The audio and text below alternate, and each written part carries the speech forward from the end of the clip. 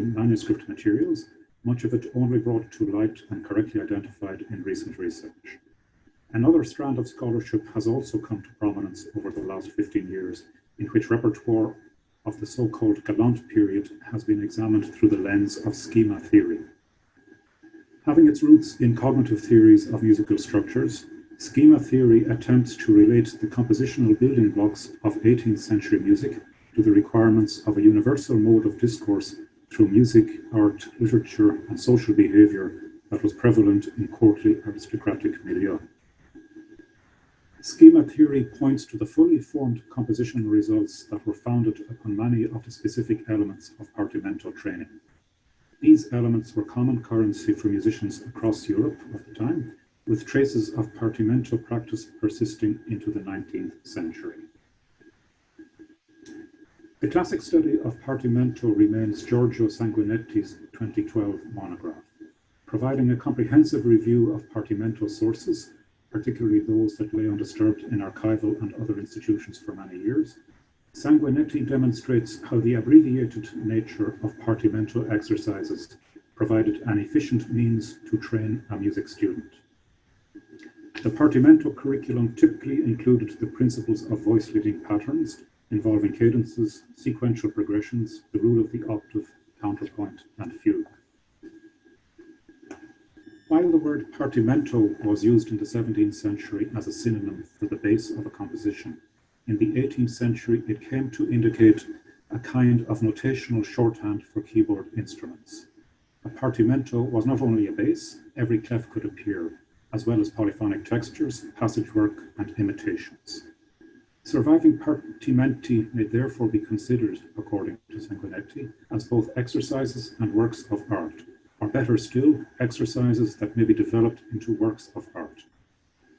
While partimenti contained enough information to prompt the performer to construct a full textured work, there was ample room for improvisation. As Sanguinetti and others have noted, each partimento can have multiple solutions depending on the skills and inclination of the performer. The slide shows a transcription of the opening of a partimento fugue by Carlo Cotumacci, an 18th century composer, 1709-85, and Sanguinetti's proposed realization. A fugal exposition, episodic passage work, and the subtlety of a hemiola pattern can all be seen in the opening bars. Training in partimento took place in tandem with training in singing and in written counterpoint. Although the partimento tradition originated in the great Neapolitan conservatories, it permeated pedagogical and compositional thought throughout Europe. Ranging from simple exercises to the most sophisticated fugal works, partimenti could also include different schemata of the kind that have been documented in Robert Gerdigan's pioneering study on galant composition. Gerdigan is concerned with a particular repertory of stock musical phrases employed in conventional sequences. He uses the term schema as a shorthand for an abstracted prototype, a well-learned exemplar. Gerdigan assembles and discusses commonly used schemata in music from the period circa 1720 to circa 1780. He gives most of them newly coined names and provides detailed analytical and contextual explanations for many dozens of musical examples. For instance, one of the most popular schema of the period was the Romanesca. Here the bass comprised a pattern of descending fourths and ascending seconds. These are represented in the abstract lozenge-shaped figures by numbers and circles at the bottom of the shapes. The melodic profile of the Romanesca is given in black outline near the top of each lozenge, while the metrical position and harmonies of internal voices are supplied in plain font. Since the publication of Gerdigan's book, further schemata have been identified by other scholars, with a newcomer, the Volta, appearing in the most recent issue of the journal Music Theory Spectrum. With such rich and ongoing scholarly inquiry currently underway in these areas, a fundamental question raises itself. Where is Zelenka? As a student of the history of counterpoint, I have found myself repeatedly wondering why Zelenka's music has received so little attention in these and other studies. Amongst the hundreds of examples quoted in Gerdigan's book, nothing is from Zelenka. Likewise, Zelenka is generally entirely absent in most of the other studies on schema and partimento that have proliferated since Gerligan's book. Admittedly, this situation is not new. Zelenka's music is also absent from a great deal of earlier literature on the history of compositional techniques. For instance, Warren Kirkendall's study of 18th century fugue and fugato also has hundreds of examples from a great many composers, but nothing from Zelenka. Furthermore, modern textbooks on 18th century counterpoint may occasionally look beyond J.S. Bach to examples by Handel, Vivaldi, and some other composers, but again, nothing by Zelenka. Can Zelenka's music be analyzed in terms of partimento counterpoint or schema theory? Zelenka was surely aware of the partimento tradition, not least because of his travels to Italy. Several of his colleagues and students feature regularly in modern studies of schema theory and partimento. For instance, Gerligan points out how Zelenka's associates and one-time students, Joseph Riepel and Joachim Quantz, were immersed in contemporary Italian compositional practices, which they absorbed into their everyday professional activities in German-speaking lands.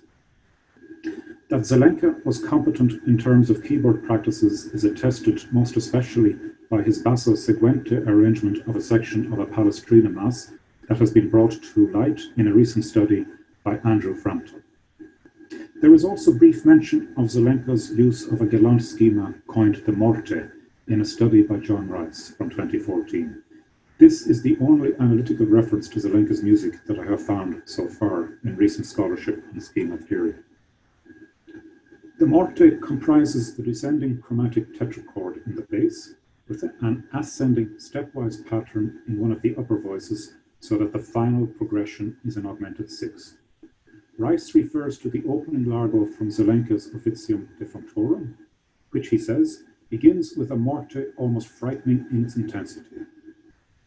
In my recently published article on Zelenka's Miserere in D minor, I point out several other instances of the Morte schema in the final fugal amen of this work. So if you can see my cursor, the descending lament bass, as it's often called, from C to G, chromatically filled in. The ascending part of the Morte figure starts from the tonic and works its way up to the dominant, with the penultimate sonority forming an augmented sixth. Here the Italian version of it. In the second example here, the Morte is embedded within ongoing musical phrases.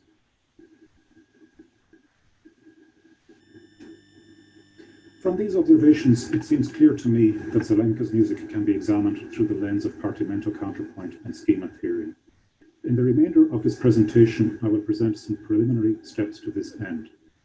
The advantages of this undertaking lie in positioning Zelenka's accomplishments more fully within the analytical gaze of present-day musicology and music theory. In many ways, Zelenka seems a fitting candidate for detailed study of this nature. He was active throughout his career as a court composer. He had first-hand knowledge of Italian musicians and the practices that were disseminated widely from Italian institutions. Zelenka's music is also reasonably available and accessible through modern published editions and through digital facsimiles at online archives. But before discussing examples by Zelenka, I want to consider the term contrapunctus and its relevance to study of Zelenka's music. This term refers broadly to the traditions of contrapuntal pedagogy and composition, articulated in music treatises and in musical practices from the early 14th century to about the late 16th century. Contrapunctus encompasses the rules of voice leading for all manner of contrapuntal techniques, from note against note counterpoint to multi-voiced textures involving imitation or fuga. By the turn of the 17th century, the primacy of contrapunctus was displaced by new principles associated with a harmonic conception of music, a conception that was expressed effectively in keyboard thorough-bass practices. The distinguishing feature of contrapunctus is its reliance on a two-voice dyadic framework as the basis of composition.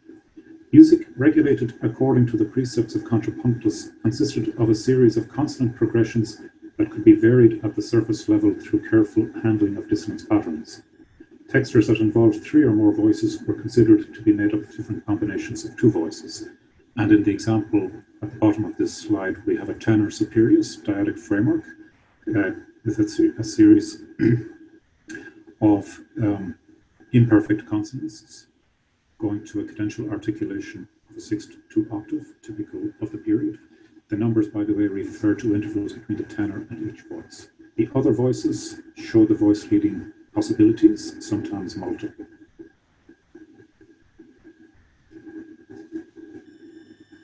Contrapunctus retained its utility and value over following centuries, but it was not the unifying system of musical composition that it had been in earlier centuries.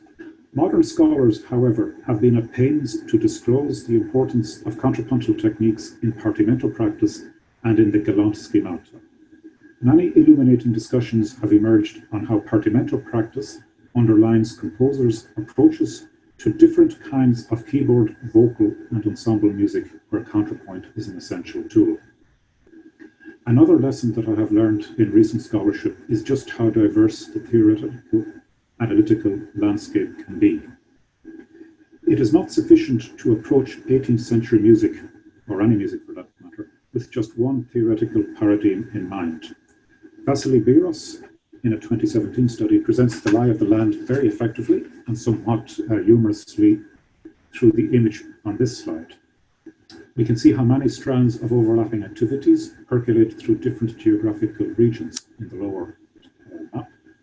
Although contrapunctus is not present in this particular representation, it is still a valuable term to keep in mind when approaching the music of Zelenka.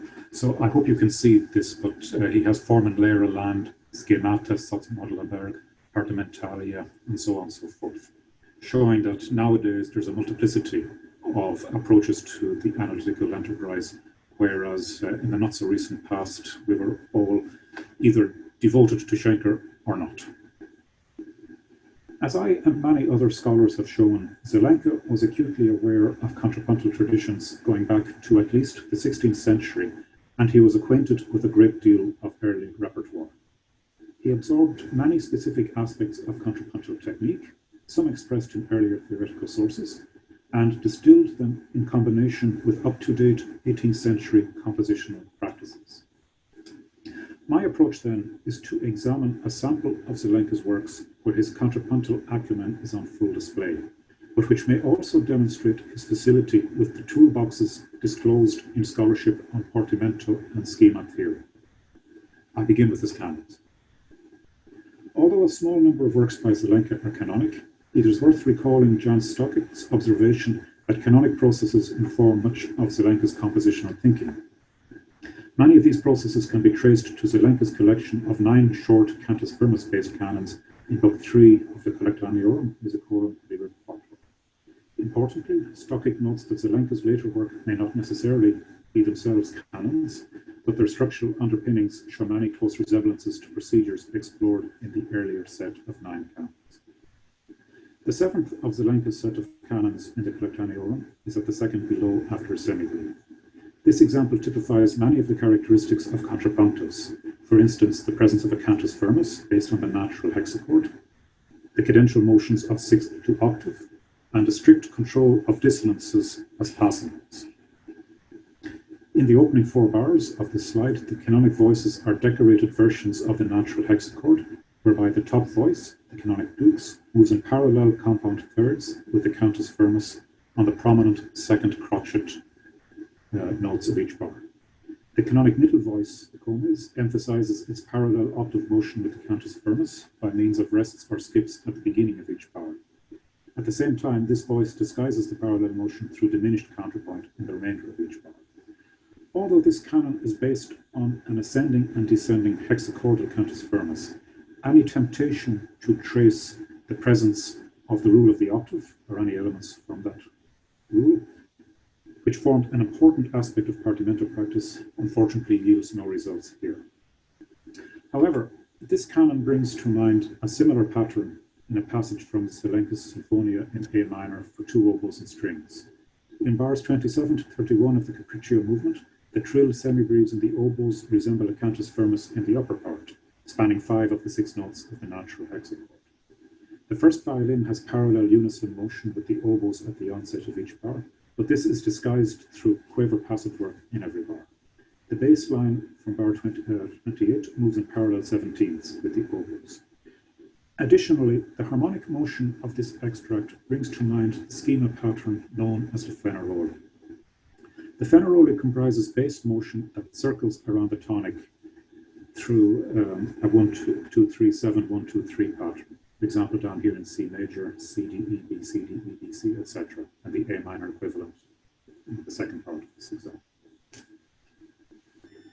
In the Fenaroli, one of the upper voices maintains a stationary pitch, while the other voice imitates the bass at the octave at 1 bar's distance. For example, here. In Zelenka's Capriccio, the cello presents the Fenaroli bass progressions, while the viola has the repeated pitch A. So in D minor, D to E to F, down to C sharp, D, E, F, followed by a cadence. However, rather than imitate the bass at the octave above, the violin has a much more active figuration that fills out the full chordal harmonies. Such variants from schema prototypes are common occurrences throughout 18th century music, lending diversity and inventiveness to the basic building blocks that schematic patterns provide.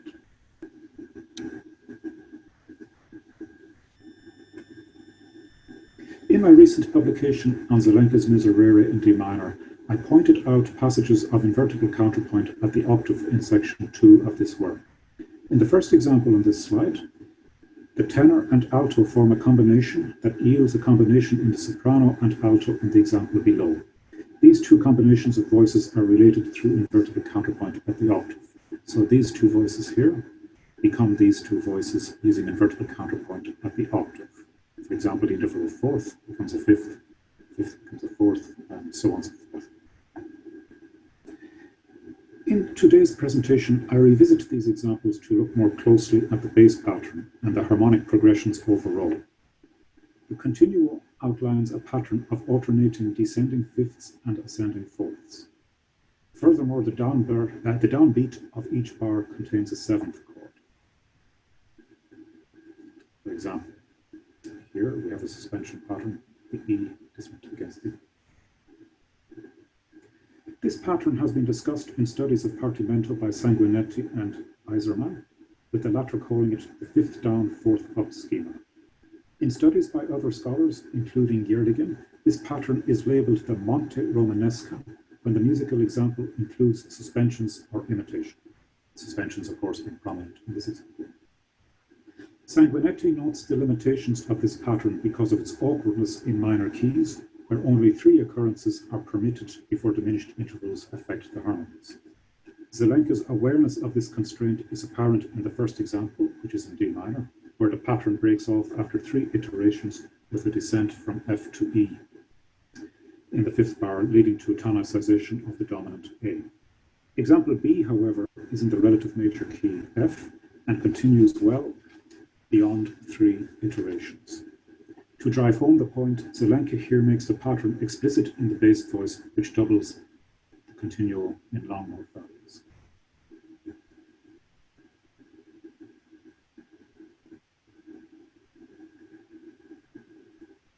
One of the most frequently encountered schema is known as the Prina. Found across a great deal of repertoire, it comprises a stepwise descent in the bass from the 4th scale degree to the tonic, sometimes with the dominant note occurring just before the tonic.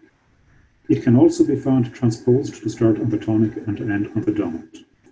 Although major key versions of the Prina are more common than those in the minor key, the example from Zelenka's Magnificat in C major has a Prina coming to rest on the dominant of the relative minor at bars 15-16 here. So notice that this Prina pattern corresponds very neatly to one of the prototypes identified over here, and the upper voices bear out the voice leading patterns very clearly also. This fugal amen section begins and ends in C major, and the half cadence of bars 15-16 in A minor precedes a second exposition of the fugue subject. The editorial reconstruction of the continuo includes doubling of the descending bass in the right-hand notes, something that is also a common feature of the Prina. Parallel tenths, A to C, GP, etc. My final examples today come from 2 of Zelenka's 6 settings of Ave Regina Caelorum. These These works have been recently published in a modern edition by Fred Kieran. Although for reasons of space, I'm sorry to say, Fred, that I've chopped off some of your editorial reconstructions and other voice parts, just to retain the continuum and the vocal parts of these examples. In the opening of the third setting, the pattern that I want to highlight is where the bass alternates descending thirds and ascending seconds. Marked here, A to F, G, E, etc. This pattern was a routine feature of the Partimento curriculum, where it was a member of stock-based patterns involving alternating ascending or descending intervals. According to Giorgio Sanguinetti, the basis for all the accompaniments of this bass motion is that the first bass note gets the fifth and the second the sixth. Zelenka adheres to this formula in the present example, notwithstanding some momentary departures in a couple of places. So for example, here this is a root position triad.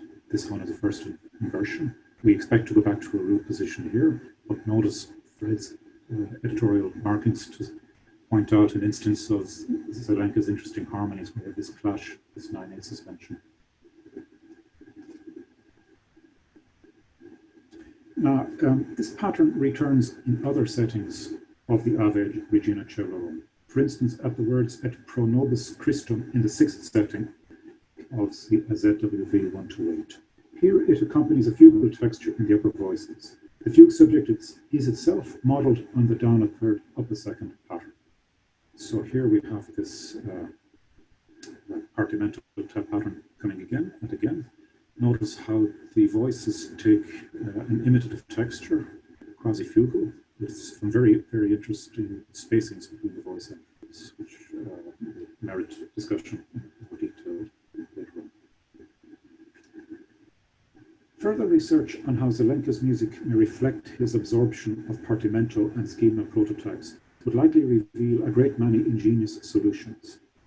Recent scholarship on music of other 18th century composers, for instance, demonstrates how patterns may be juxtaposed or nested within each other. Unresolved issues in this research include accounting for passages where schema patterns appear to be absent. Nevertheless, my particular interest lies in uncovering the mechanisms whereby Zarlino combined his profound knowledge of contrapuntal traditions with widespread contemporary use of Partimento and schema patterns. From the preliminary observations that I have made today, I believe that the results of this line of inquiry will open up further avenues to explore the music of the distinguished, but often neglected figure of Zelenka.